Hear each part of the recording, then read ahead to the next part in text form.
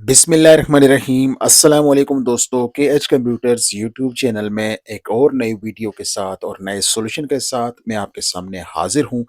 दोस्तों del इंस्पायरॉन N5110 laptop का solution लेकर आपके सामने हाजिर हूँ। दोस्तों इस लैपटॉप के अंदर इशू ये है कि विंडोज़ इंस्टॉलेशन के बाद जैसे ही हम ग्राफिक कंट्रोलर के ड्राइवर्स इंस्टॉल करते हैं तो ब्लैंक स्क्रीन शो होती है। यानी लैपटॉप की जो विंडोज़ है वो बूट होती है, उसके बाद इस तरह की ब्लैक स्क्रीन शो होती है जैसा कि आगे मैं आपको दिखाऊँगा। दोस्तों ये जो प्रॉब्लम है ये ग्राफिक कंट्रोलर के मुतल्लिक है और बाज़ औक़ात आप लेटेस्ट कोई भी ऑपरेटिंग सिस्टम करते हैं और जो बायोस होती है या लैपटॉप होता है वो आउटडेटेड होता है या उसका सॉफ्टवेयर बायोस फर्मवेयर जो होता है वो आउटडेटेड होने की वजह से अक्सर औक़ात इस तरह का प्रॉब्लम आ जाता है और बाज़ औक़ात ड्राइवर्स के अंदर भी इश्यू होता है, तो ये इश्यू आ जाता है। दोस्तों इस तरह के और भी दीगर मॉडल जो होते हैं डेल इंस्पायरॉन सीरीज़ के, उनके अंदर अक्सर ग्राफिक के मुतालिक इश्यू आता रहता है। दोस्तों ये जो लैपटॉप है इसके अंदर आपके सामने प्रॉब्लम आ चुकी है। यहाँ पर विंडोज़ लोगो के बाद आपके सामने सिर्फ ब्लैंक स्क्रीन शो हो रही है, यानी बैकलाइट ऑन है और स्क्रीन बिल्कुल एम्प्टी है, स्क्रीन के ऊपर कुछ भी शो नहीं हो रहा। ये जो प्रॉब्लम है दोस्तों ये बगैर ड्राइवर्स के नहीं आती, यानी ग्राफिक कंट्रोलर के ड्राइवर्स अगर इंस्टॉल ना हो तो बिल्कुल नॉर्मल लैपटॉप वर्क करता है, लेकिन आपको पता है कि ग्राफिक कंट्रोलर के ड्राइवर्स इंतहाई ज़रूरी होते हैं जिस तरह बाकी दूसरे ड्राइवर्स की ज़रूरत होती है। यहाँ पर आपने देखा है दोबारा मैंने लैपटॉप को ऑन किया है और उसके बाद दोबारा मैं आपको चेक करवाऊँगा कि ये जो प्रॉब्लम है ये किस तरह की है और इसको हम कैसे ठीक कर सकते हैं। इंतहाई आसान तरीका है दोस्तों और प्रॉपर वर्किंग सॉल्यूशन है। इंशाल्लाह अगर आपको भी इस तरह का इश्यू आता है, इसके अलावा भी आप ट्रबल शूटिंग करके अपने प्रॉब्लम को सॉल्व कर सकते हैं क्योंकि अक्सर औक़ात प्रॉब्लम डिफरेंट होती है और इसका सॉल्यूशन भी डिफरेंट होता है। यहाँ पर लैपटॉप मैंने दूसरी बार ऑन किया है और आपके सामने ब्लैंक स्क्रीन है और बिल्कुल भी आगे डिस्प्ले शो नहीं होता। ये प्रॉब्लम ग्राफिक कंट्रोलर के ड्राइवर्स करने के बाद आती है और बाज़ औक़ात ये और भी इसमें प्रॉब्लम्स हो सकते हैं। दोस्तों मैंने इस लैपटॉप के अंदर दोबारा से विंडोज़ इंस्टॉल करनी है और विंडोज़ इंस्टॉल करने के बाद जो सबसे पहला स्टेप है वो मैं आपको बताऊँगा क्या करना है। उसके बाद आप ने बाकी ड्राइवर्स वग़ैरह इंस्टॉल करने हैं, तो इंशाल्लाह आपका भी प्रॉब्लम सॉल्व हो जाएगा जैसा कि मेरा इस वीडियो के अंदर हो गया है। दोस्तों आपसे दूसरी गुज़ारिश ये है कि अगर आपको सॉल्यूशन से फ़ायदा हो, अगर आपका प्रॉब्लम भी सॉल्व हो जाए, तो चैनल को ज़रूर सब्सक्राइब करें, लाइक करें और दोस्तों के साथ वीडियो को शेयर करें। दोस्तों यहाँ पर विंडोज़ का प्रोसेस है जो कि नॉर्मली जिस तरह आप विंडोज़ करते हैं वही है। यहाँ पर थोड़ा-सा मैं स्किप करूँगा क्योंकि विंडोज़ का प्रोसेस नॉर्मल होता है जिस तरह आप इंस्टॉल करते हैं। यहाँ पर दोस्तों मैंने इस यूएसबी फ्लैश ड्राइव के अंदर बायोस के ड्राइवर्स बायोस फर्मवेयर है, एक्सी फाइल के अंदर वो डाउनलोड किया था और अब इसके अंदर मैं इंस्टॉलेशन का प्रोसेस करूँगा। यानी हमने इस लैपटॉप की जो बायोस है उसको अपडेट करना है विंडोज़ के अंदर रहते हुए।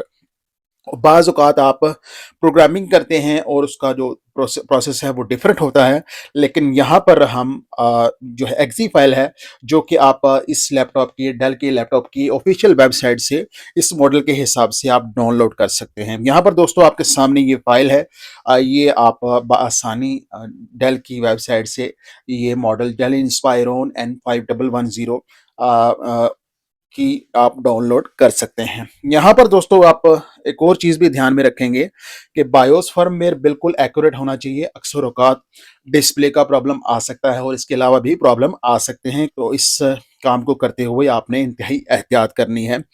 उसके अलावा दोस्तों बैटरी जो है वो 30% से ऊपर होनी चाहिए और लैपटॉप के साथ डीसी अडैप्टर कनेक्ट होना चाहिए, तभी आपका ये प्रोसेस स्टार्ट होगा और लैपटॉप दरमियान में आपने बंद नहीं करना और ना ही इसको पावर ऑफ करना है क्योंकि ये जो प्रोसेस होता है ये बेसिकली मदरबोर्ड के फर्मवेयर के की प्रोग्रामिंग के मुतालिक होता है, इसलिए आपने इस प्रोसेस को इंटरप्ट नहीं करना और इसको प्रॉपर वर्किंग करने देनी है ताकि ये प्रोसेस मुकम्मल हो जाए। उसके बाद आपने फिर बाकी ड्राइवर्स वगैरह करने हैं।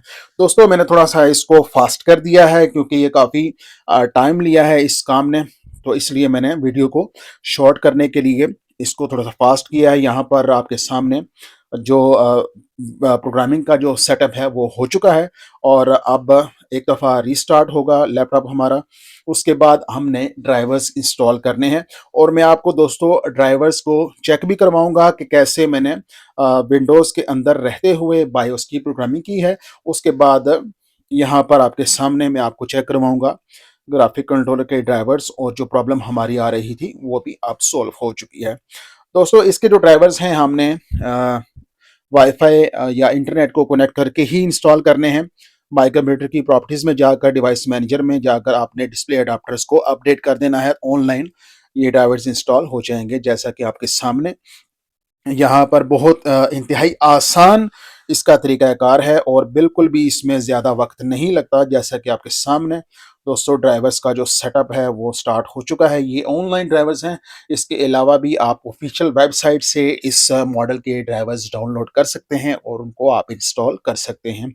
यहाँ पर जो मेन चीज़ समझने की है दोस्तों वो इस प्रॉब्लम की है कि ये प्रॉब्लम किस वजह से आया है, उसके बाद फिर इसको सॉल्व कैसे किया है, ये आपने गौर से समझना है। इसके अलावा भी दोस्तों ड्राइव्स के अंदर बैड सेक्टर होने की वजह से और दीगर इश्यूज आने की वजह से भी ब्लैक स्क्रीन आ जाती है। तो आपने ये खास ध्यान रखना है कि ये प्रॉब्लम किस वजह से आ रही है, इसलिए आपको ट्रबल शूटिंग करनी आनी चाहिए ताकि आपको प्रॉब्लम समझ में आ जाए, फिर उसका सॉल्यूशन भी समझ में आ जाए। दोस्तों यहाँ पर ड्राइवर्स हमारे हो चुके हैं।